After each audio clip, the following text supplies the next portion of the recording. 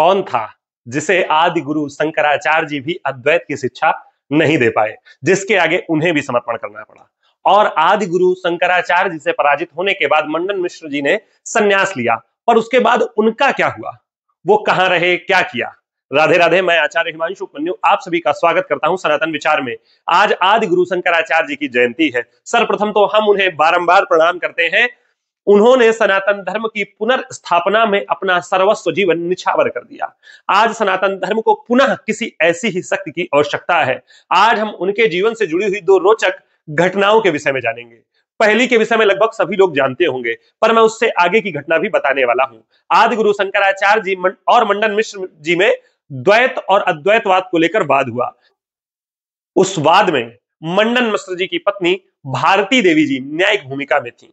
उस वाद में तय हुआ जो हारेगा वह दूसरे की बात मानेगा, अर्थात आदि गुरु शंकराचार्य जी अगर हारते हैं तो विवाह कर गृहस्थ जीवन अपनाएंगे, और अगर मंडन मिश्र जी हारते हैं तो वह संन्यास लेकर आदि गुरु शंकराचार्य जी से दीक्षा लेंगे।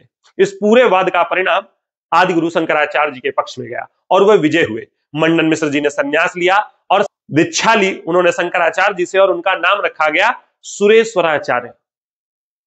और जब उनका नाम सुरेश्वराचार्य जी रखा गया, उसके बाद शंकराचार्य जी ने इस भारतवर्ष में 4 पीठों की स्थापना की।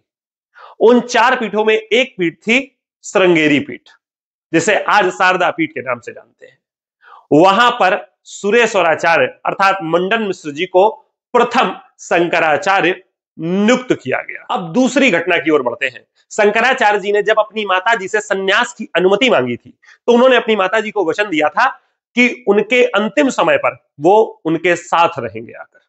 और जब शंकराचार्य जी को इस बात की जानकारी हुई कि उनकी माता जी का स्वास्थ्य अत्यधिक खराब है, तो वे अपनी माता जी के पास आए और उनकी सेवा की।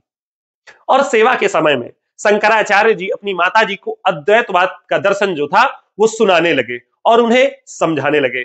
तब उनकी माता जी ने अद्वैतवाद का दर्शन सुनने और सीखने से मना कर दिया। तब शंकराचार्य जी ने उन्हें भगवान विष्णु और भगवान शिव के स्तोत्र गाकर सुनाए।